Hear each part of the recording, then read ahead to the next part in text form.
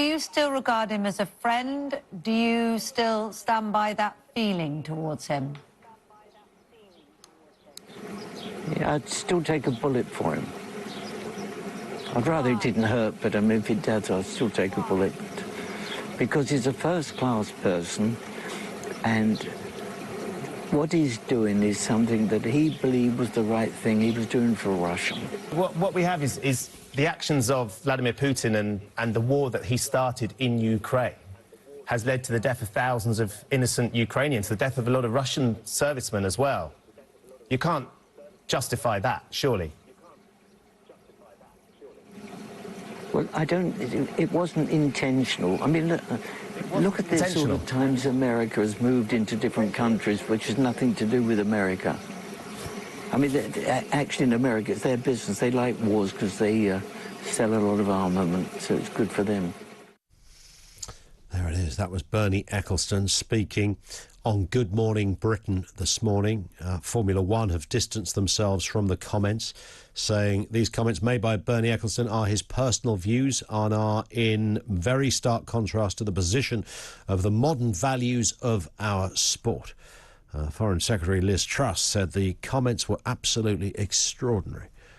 Former Formula One boss has a long-standing friendship, really, with the Russian president. You know, here's the thing.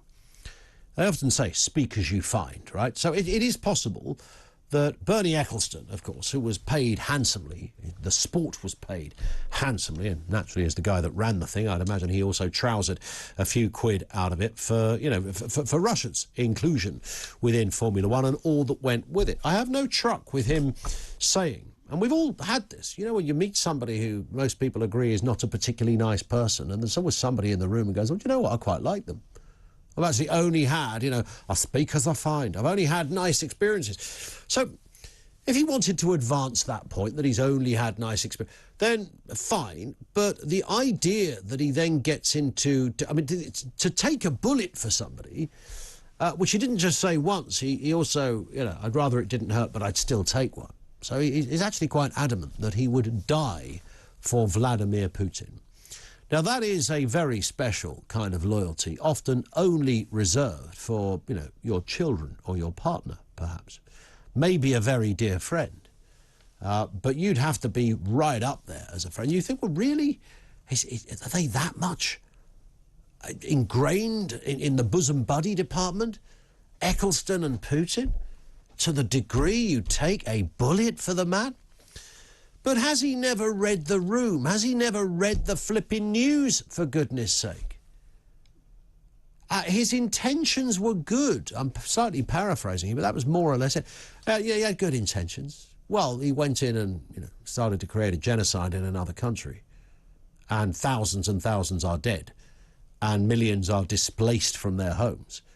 It's a country at war, a country in turmoil, a country with a daily growing death count. And if you want to be loyal to Russia, then, as Ben Shepherd said in that clip, thousands of Russian troops have died as well.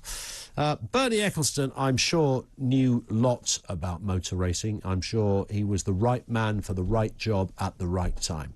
When it comes to current affairs, tact and diplomacy, he's an idiot. And I think we can probably all agree on that.